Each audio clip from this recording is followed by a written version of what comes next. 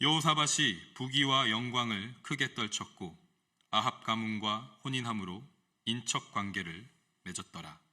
아멘.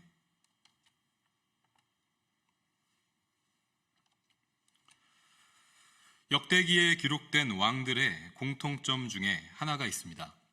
그것은 바로 힘이 강해지고 부요해지고 평안이 주어진 후에 하나님을 떠났다는 사실입니다. 이스라엘 역사상 가장 위대한 왕이라고 일컬어지는 다윗조차도 가장 강하고 평안할 때 밧세바를 범하는 죄를 짓습니다.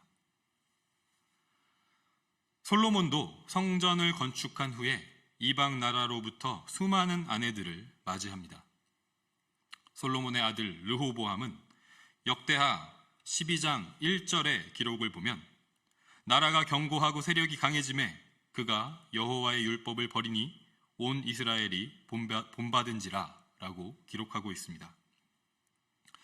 이번 주간 큐티인 본문에 등장하는 아사왕, 그는 처음에 여호와 하나님을 찾고 하나님 보시기에 선과 정의를 행하고 하나님의 율법을 지켜 행하고 우상을 멸함으로 평안함을 누렸습니다.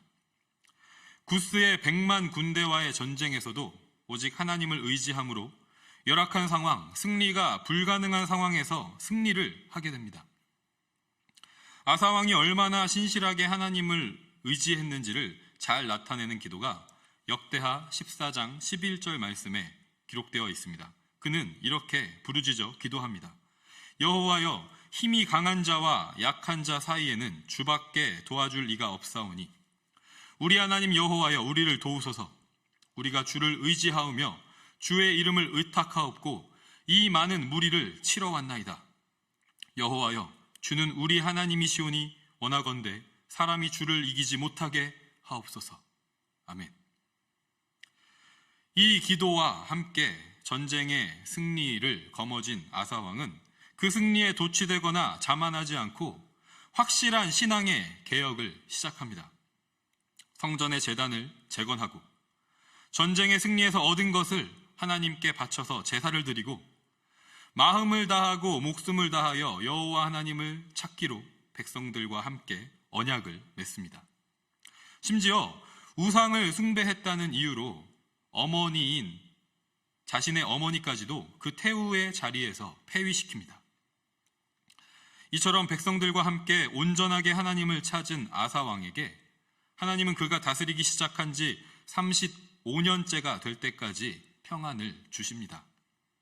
그런데 제위 36년에 또 다른 위기가 아사왕에게 찾아왔을 때 이번에는 하나님을 의지하지 않고 아람 왕, 이방 왕인 아람 왕 벤하닷을 의지했다고 성경은 기록하고 있습니다. 그리고 제위 39년에 아사가 병이 들었을 때도 하나님을 의지하지 않고 의사들을 의지했다고 역대하 16장 12절 말씀에서 기록합니다. 아사가 왕이 된 지 39년에 그의 발이 병들어 매우 위독했으나 병이 있을 때에 그가 여호와께 구하지 아니하고 의원들에게 구하였더라. 아사의 뒤를 이어서 왕이 되는 여호사밧이 있습니다. 여호사밧도 처음에 그의 조상 다윗처럼 그리고 아버지 아사처럼 하나님만을 의지했습니다. 북이스라엘처럼 우상을 섬기지 않고 오히려 우상을 섬기는 산당들을 제거합니다. 오직 하나님의 율법을 지켜 행합니다. 그리고 레위 사람들과 제사장들을 통해서 백성들에게도 율법을 철저하게 가르칩니다. 하나님은 이런 여호사밧을 견고하게 하시고 주변 나라들이 유다를 두려워하게 하십니다. 전쟁이 없게 하시고 부와 영광을 누리게 하십니다. 그런데 이러한 평안과 부와 영광을 얻은 후에 여호사밧도 하나님이 아닌 다른 것을 의지하게 됩니다. 그에 대한 기록이 오늘 역대하 18장 1절 본문 말씀입니다. 제가 다시 한번 읽어드리도록 하겠습니다. 여호사밧이 부귀와 영광을 크게 떨쳤고 아합 가문과 혼인함으로 인척 관계를 맺었더라. 여호사밧의 아들 여호람과 북이스라엘 왕 아합의 딸 아달랴가 결혼을 하게 된 것입니다. 여호사밧과 아합이 사돈 관계를 맺은 것이죠. 아합은 여러분께서도 잘 알고 계신 것처럼 하나님 보시기에 북이스라엘 왕 중에서 가장 악한 왕으로 평가되는 왕입니다. 왕비 이세벨과 함께 북이스라엘이 바알과 아세라 신을 섬기도록 하는데 앞장섰던 왕이죠. 이 결혼은 유다에도 결국은 우상 숭배가 유입되는 결과를 가져오게 됩니다. 이 혼인 동맹은 하나님을 의지하지 않고 사람의 힘을 의지하려는 마음을 상징적으로 나타내고 있는 것입니다. 본문 말씀을 읽으면서 어떤 생각을 하게 되시나요? 저의 솔직한 반응을 먼저 말씀드리면 다시 또 어김없이 이전의 왕들과 같은 길을 걷는 모습에 대해서 실망하게 되고 판단하는 그런 모습이 저에게 있었던 것 같습니다. 왜 끝까지 신실하게 하나님만을 의지하지 못했을까? 그런데 겸손하게 되돌아보면 이러한 모습은 역대기에 기록된 왕들만의 모습이 아님을 우리는 깨닫게 됩니다.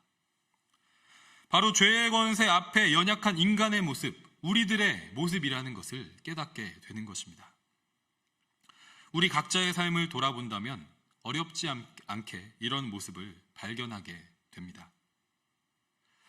저의 인생에서 처음으로 심정적으로나 마음적으로나 또 외부 환경적으로나 경제적으로나 가장 안정함을 누렸었던, 처음으로 그러한 안정을 경험해 봤었던 시기는 사실 군대에 있을 때입니다. 대학을 졸업한 후에 군인 공무원이 되어서 소대장, 중대장으로 복무를 하면서 안정적인 수입을 얻었었던 때입니다. 군대에서 밥도 먹여주고 재워주고 하니까 돈도 모을 수 있고 하고 싶은 것들을 하면서 누리고 싶은 것들을 누리면서 보냈던 시간이었지만 자연스럽게 하나님을 의지하지 않게 되었었던 때로 기억합니다. 물질적인 풍요와 세상적인 안락함의 시기가 오히려 저에게 신앙생활의 심채기를 가져다 줬던 것입니다. 여러분은 어떠신지요? 왜 우리는 평안하고 부요하고 힘이 생겼을 때 더 하나님을 의지하지 못할 때가 많을까요? 왜 하나님이 아닌 다른 것에 우리의 눈과 귀와 마음이 빼앗길까요? 이러한 모습은 성경이 증언하는 우리 연약한 인간의 일관된 모습이라는 것을 우리는 성경을 통해서 알 수 있습니다. 그래서 존 켈빈은 이런 말을 남겼습니다. 번영에 눈이 머는 것보다 위험한 것은 없다. 우리 삶의 평안함과 번영함이 오히려 우리의 눈을 가리워서 우리의 영적인 생활과 신앙의 침체기를 가져오고 그것보다 위험한 신앙의 위협이 없다라는 것입니다. 그래서 기독교 역사 속에서 우리의 믿음의 선배들 가운데에서는 세상적인 평안과 부와 힘을 가질 수 없는 조건과 상황을 적극적으로 선택했던 사람들도 있습니다.